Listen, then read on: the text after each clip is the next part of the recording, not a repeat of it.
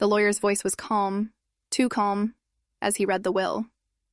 My father's voice was gone from the world, but here, in this room, his last wishes should have spoken for him. Instead, the words felt foreign, cold, and wrong. I sat at the long mahogany table, my palms damp, my throat tight. "And the remainder of my estate," the lawyer concluded, "shall go to my beloved wife, Margaret Caldwell." Silence. I blinked. My name hadn't been spoken, not once. My stepmother's lips curved into the faintest smile, the kind you give when you know you've won a war. My fingers dug into the fabric of my skirt. I could hear the faint ticking of the grandfather clock in the corner, every second stretching like an insult. This was impossible. Dad had promised, not just in passing but in earnest, that he'd make sure I was taken care of. I was his only child. I had been by his side through every chemo appointment, every night he couldn't sleep. Margaret, on the other hand, had arrived late in his life, a polished socialite with manicured nails and a perfume so strong it felt like a mask. She didn't love him. She loved the life he could give her. When the lawyer asked if I had any questions, my voice came out shaky but steady enough. "When was this will signed?" He glanced at the papers. 2 weeks before your father passed." 2 weeks. That was when Dad was barely conscious, struggling to remember what day it was. My gaze darted to Margaret. She sat perfectly still, a pearl necklace gleaming at her throat. Her eyes met mine, cool and sharp, as if daring me to challenge her. "I'd like to see the original," I said. The lawyer hesitated. "Miss Caldwell, the original is sealed, but I assure you, I want to see it," I pressed, my voice gaining heat. Margaret's smile thinned. "Darling," she said sweetly, "your father knew what he wanted. It's time to accept that." Accept it? The room seemed to tilt. My father would never have left me with nothing. Not unless... The thought struck hard, leaving a bitter taste in my mouth. Not unless someone made him. That night, I couldn't sleep. I replayed every conversation from those last weeks. The way Margaret had insisted I take breaks from visiting, the sudden change in Dad's mood, the signed papers she'd asked me not to bother him with. My gut churned. I knew what I was dealing with. Margaret was careful, calculating, and she had likely covered her tracks. But I also knew something she didn't. I had inherited more from my father than his name. I had his stubbornness, his refusal to let a lie win.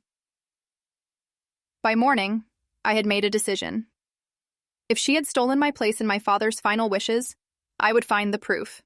And when I did, I wouldn't just take back what was mine. I'd make sure she could never do this to anyone again. My relationship with Margaret had always been polite, but never warm. She married my father 3 years ago, at a small ceremony on the lawn of our family home. I remember the champagne glasses catching the afternoon light, the murmur of distant guests, and the way she looked at me. Not like a daughter, but like a rival. Dad was happier then. Or maybe he just wanted me to believe he was. He'd spent years alone after Mom passed, and I wanted to support his decision to remarry. I told myself Margaret was good for him. She made him laugh, encouraged him to travel, and helped him entertain friends. But there was always a guardedness in her eyes, a quiet assessment, like she was measuring the exact moment she could tip the scales in her favor. The first real crack appeared the night Dad was hospitalized for the second time. I arrived to find Margaret already there, perched beside his bed in a silk blouse and diamond earrings. She barely looked at me as she said, "He's tired, dear. Maybe you should come back tomorrow." "I'm staying," I told her, and pulled up a chair. She smiled tightly, but didn't argue. Over the next year, I saw how she maneuvered, controlling who could visit, intercepting phone calls, even answering my father's questions for him when the doctors spoke. She framed it as protecting him, but I saw the subtle exclusion. And Dad, already weakened by his illness, didn't fight it. 2 months before he died, he pulled me aside during a rare moment alone. His voice was raspy, but certain. "You'll be okay, Anna. I've made sure of it. You'll have the house, the lake property. You'll be able to live without worry." That promise was what carried me through the final weeks. I never imagined it would be broken. After the will reading, I decided my first step was to speak with my father's old lawyer, the one he'd trusted for decades before Margaret convinced him to switch to a more modern firm. Mr. Landry was retired now, living in a small coastal town, but he still remembered my father well. When I told him what had happened, his brow furrowed. "Your father came to see me 6 months ago," he said slowly. "We updated his will then. Everything split between you and Margaret, with the house going to you outright. I even have a draft copy." My pulse quickened. Then why? 2 months later, he called and said he was moving to another lawyer. Said Margaret had found someone more efficient. I thought it was odd, but, well, it happens.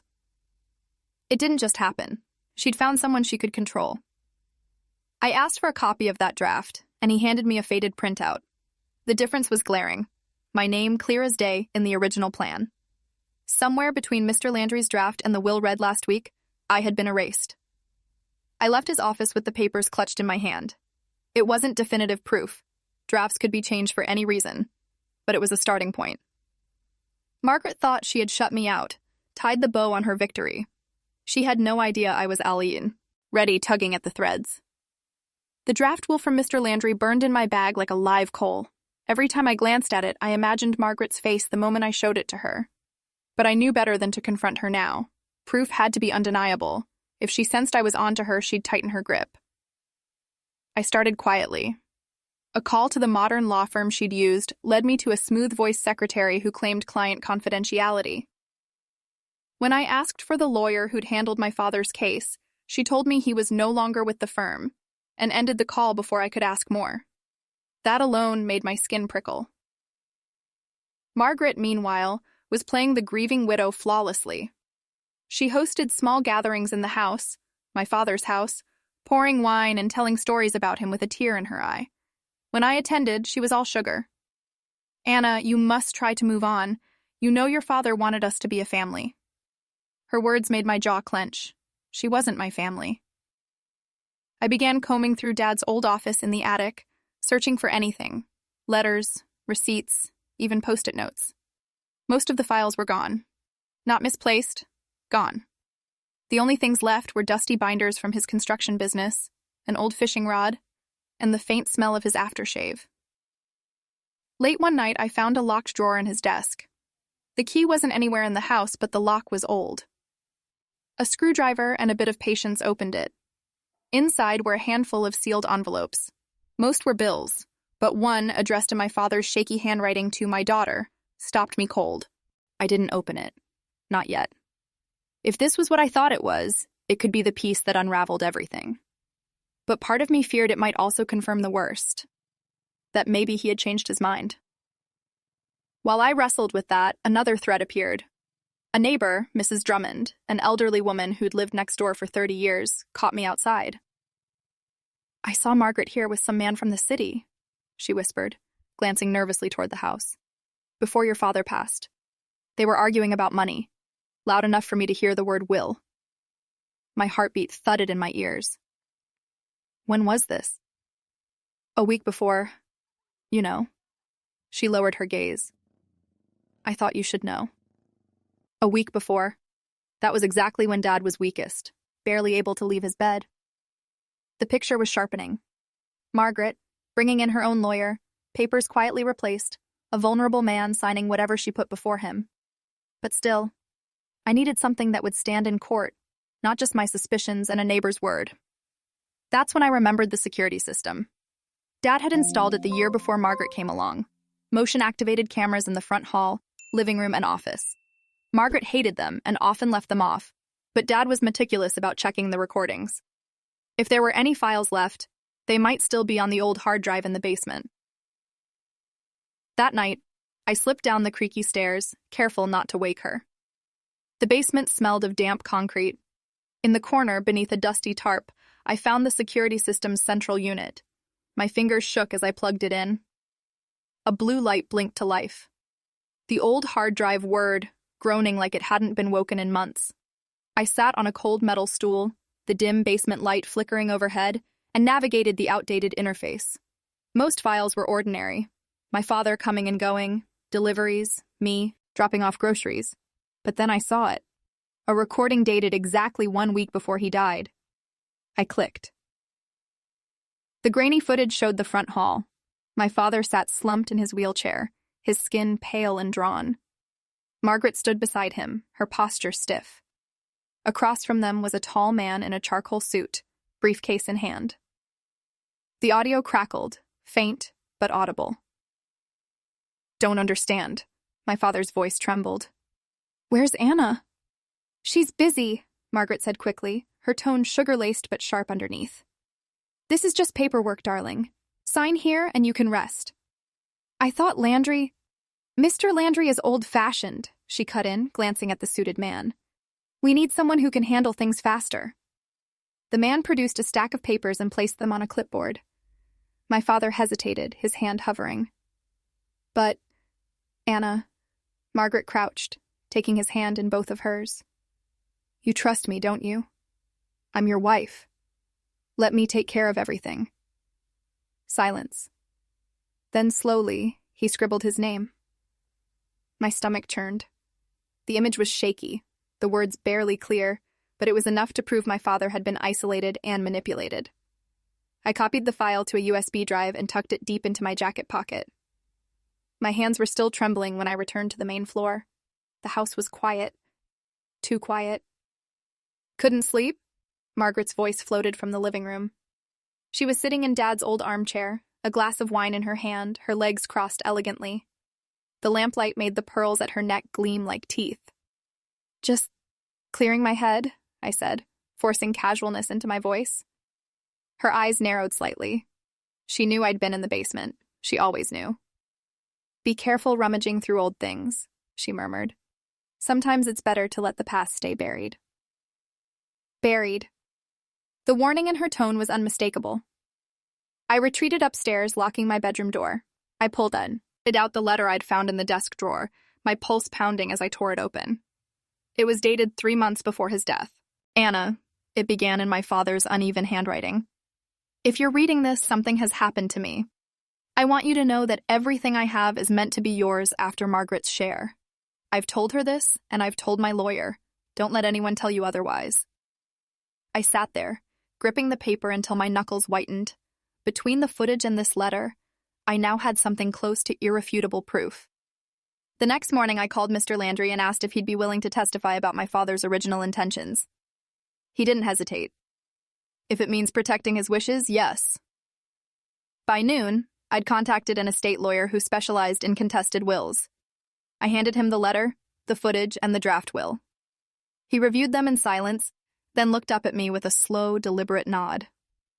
"This," he said, "is going to destroy her." The courtroom was colder than I expected, all pale walls and polished wood. Margaret sat at the defendant's table in a dove-gray suit, her hair pinned neatly, her expression calm. Too calm. She didn't look at me. When the judge called the case, my lawyer rose first. "Your Honor, we contend that the last will and testament presented by the defense is fraudulent, created under undue influence, and not representative of the deceased's true wishes." Margaret's lawyer, a slick man with gold cufflinks, objected immediately. "These are baseless accusations from a grieving daughter who simply didn't get what she wanted." I kept my eyes forward, my hands clasped tightly in my lap. I knew the truth was about to speak for itself. We started with Mr. Landry. He testified clearly about the original will, the conversations he'd had with my father, and the changes Margaret had orchestrated by introducing a new lawyer.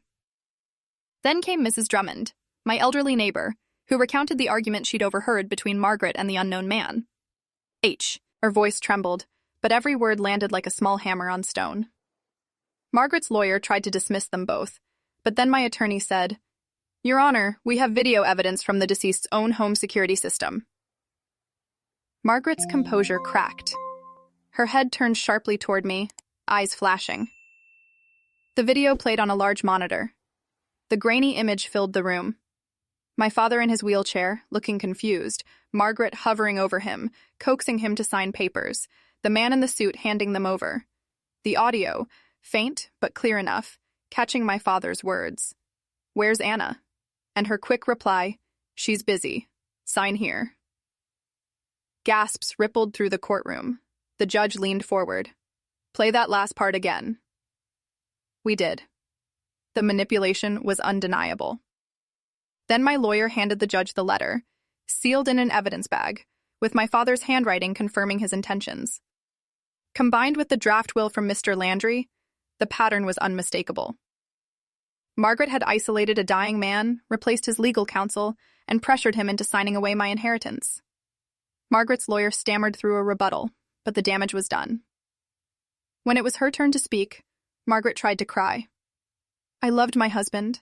I only wanted what was best for him. Anna, she wasn't always there." I stood, my voice cutting through hers. "I was there every single day. You locked me out. You told me to let him rest while you made him sign away everything he'd promised me. You didn't love him. You loved what he could give you." The judge banged the gavel for silence, but I saw the flicker of satisfaction in my lawyer's eyes. After a brief recess, the ruling came. The contested will was invalid. My father's original will, naming me as equal heir with Margaret, was to be honored. The house, the lake property, and the assets meant for me were restored. But there was more. The judge referred the case to the district attorney for possible criminal charges of fraud and undue influence. Margaret's face was a mask of fury and disbelief as the bailiff escorted her out. I sat there, my hands shaking, not from fear, but from the rush of finally winning. I'd kept my father's promise alive. The house was mine again, but it didn't feel like victory when I first walked through the door. The air was still heavy with the scent of my father's cologne, faint and fading. The sunlight poured through the kitchen window the same way it had when he'd sit with his coffee, tapping the side of his mug as he read the paper.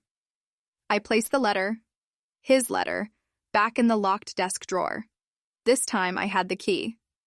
It wasn't about protecting the assets anymore. It was about preserving the truth. That letter was my proof, my anchor, and my reminder that he'd trusted me to stand up when it mattered.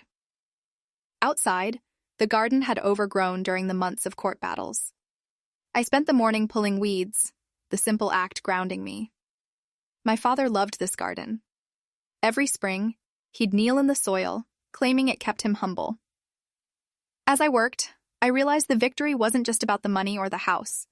It was about taking back the space where his memory lived, free from her shadow.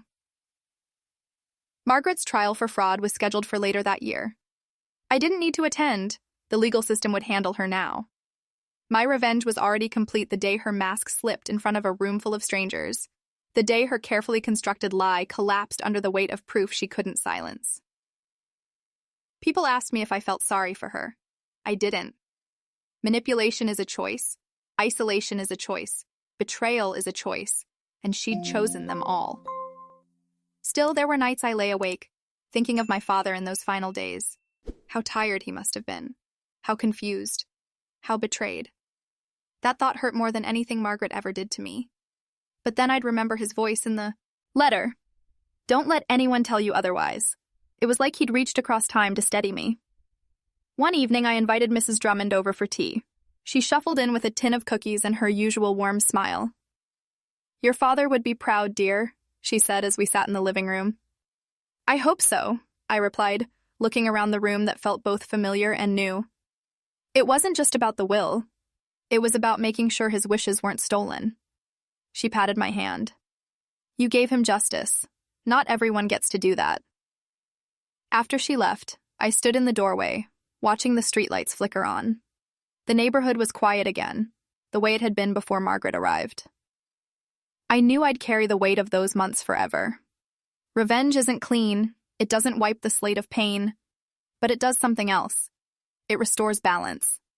It says, "What you did will not stand." As I locked the front door and turned off the lights, I felt a stillness I hadn't known in months.